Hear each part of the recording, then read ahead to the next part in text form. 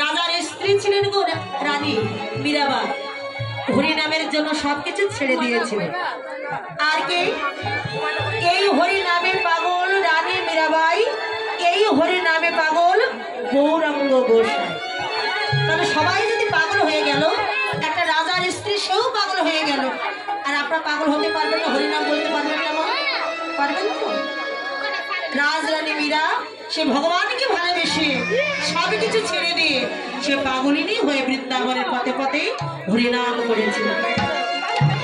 আর আমরা তো সাধারণ মানুষ, রানী হয়ে সে রাজার স্ত্রী হয়ে তার তো কোনো অভাব ছিল না, কিন্তু সবই কিছু ছেড়ে দিয়ে বৃন্দাবনের পথে যারা বৃন্দাবনে গেছে, এখনো রানী মীরাবাইয়ের ভজন কুঠির এখনই বৃন্দাবনে আছে। তাহলে আমরা সামান্য মানুষ হয়ে কেন আমরা ভগবানের নাম করতে পারি না? শুধু রানী মীরাবাই নয়, ভগবানকে ভালোবেসে আর কি সর্বশান্ত হয়েছিলেন, সব কিছু ছেড়ে দিয়ে বৃন্দাবনের পথে পথে ভগবানের নাম করে ভিক্ষা করে তিনি সারাদিন ভগবানের নাম করে কাটাইয়ে দিতেন। আর কে বাবা? আর কি বাবা? না সনাতন গোস্বামী। আপনারা জানেন না বাবা সনাতন গোস্বামী? সনাতন গোস্বামী কে ছিলেন? এখান থেকে 500 বছর আগেরই কথা।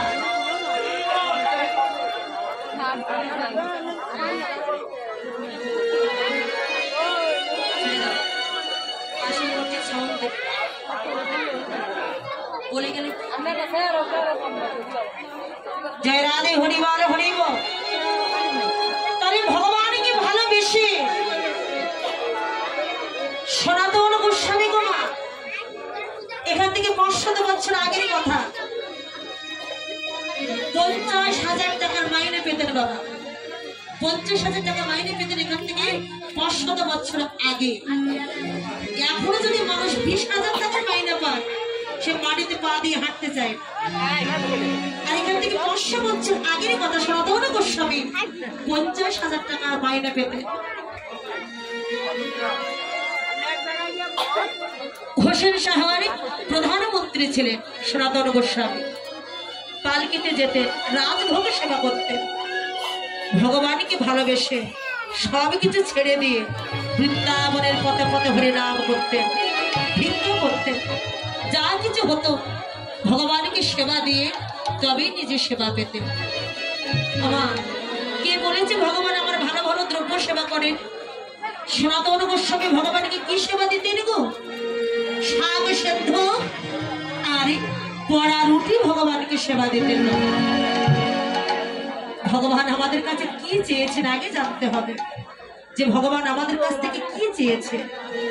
ওই শাক সেদ্ধ আর পড়া রুটি সেবা দিতেন প্রতিদিন সনাতন গোস্বামী।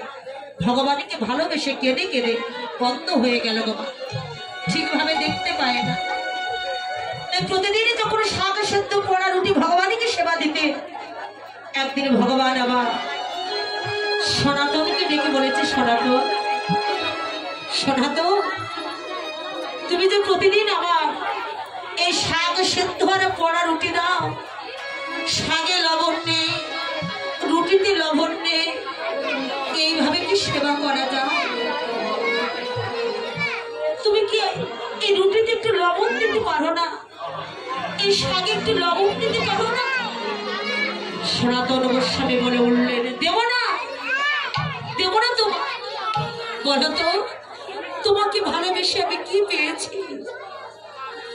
তোমাকে ভালোবেসে আমি সব ছেড়ে দিয়েছি, রাজ ঐশ্বর্য সব ছেড়ে দিয়েছি, তোমায় ভালোবেসে সব ছেড়ে দিয়েছি। এখন আমি বৃন্দাবনের পথে আমি ভিখারি সনাতন গোস্বামী, আমি দেব না। তোমার যদি অতই স্বাদ হয় তাহলে তুমি লবণ নিয়ে খেও। তুমি দেখতে পাবো না, আমি চোখে দেখতে পাই না, আমি অন্ধ। ভগবান কি বললেন গো? তোমার অত যদি স্বাদ হয় তাহলে তুমি রুটিতে লবণ নিয়ে খেও। আমি তো কি দেখতে পাই না, আমি যা পেয়েছি আমি তোমার গায়ে দিয়েছি। দেখতে দেখতে কিছুদিন পর দেখা গেল কি বাবা, ওই যমুনা নদী দিয়ে একটা জাহাজ চলেছে। ঠিকই ভাটার সময় সনাতন গোস্বামী যেখানে বসে বসে ভজন করে, মদন গোপালের সেবা দেন, ঠিক সেইখানে সেই যমুনা নদীর পাড়ে যেখানে সনাতন গোস্বামী বসে ভগবানের সেবা দেন, সেইখানে ভাটার হয়ে গেল, জাহাজটি বেঁধে গেল। সেটা কিসের জাহাজ ছিল বাবা? সেই জাহাজে ছিল মুদিখানার জাহাজ। আমার সেই জাহাজে কি ছিল গো মা? চাল, ডাল, লবণ এইসব কিন্তু ছিল সেই জাহাজে। সেই জাহাজটি বেঁধে গেল যমুনা নদীতে। অনেকে চেষ্টা করছে নাবিকেরা, অনেকে চেষ্টা করছে বাবা, কিন্তু ছাড়াতে পারছে না। ভগবান কি চেয়েছিল?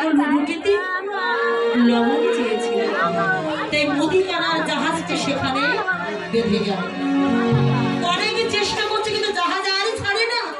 ঠিক এমনই সময় ভগবানই আমার একটা শিশুর উপর ধারণ করে একটা চরণ জলেতে আর একটা চরণ উপরে দেখে নাবিককে ডেকে বলেছে, ও নাবিক, নাবিক, জাহাজ বেঁধে গেছে, জাহাজ আর চলে না। শোনো শোনো, একবারে যাও, ওই দেখো একজন অন্ধ ওখানে বসে বসে নাম করেছে, নাম হলো সনাতন।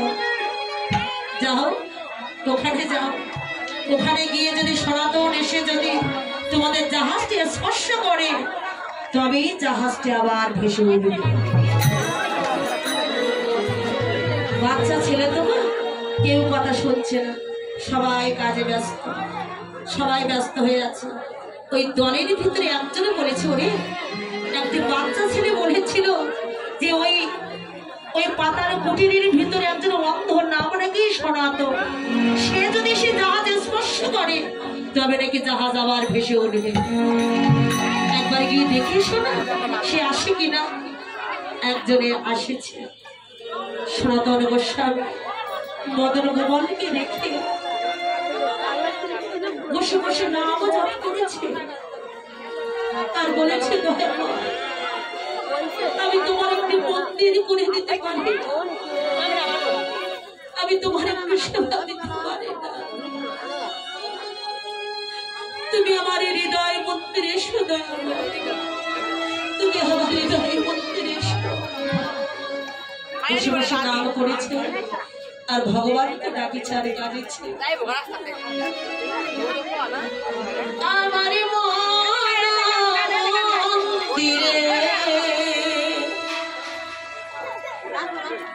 মদন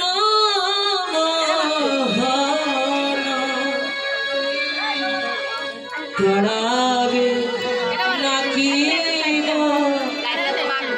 আসিয়া,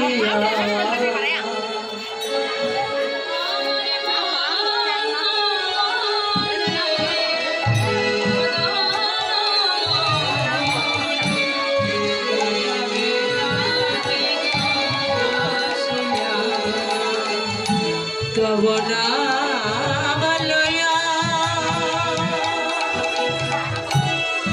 ভাসিয়া কিনি, তব নাম আবার কেউ জানে না, আমার মন মন্দিরে মদন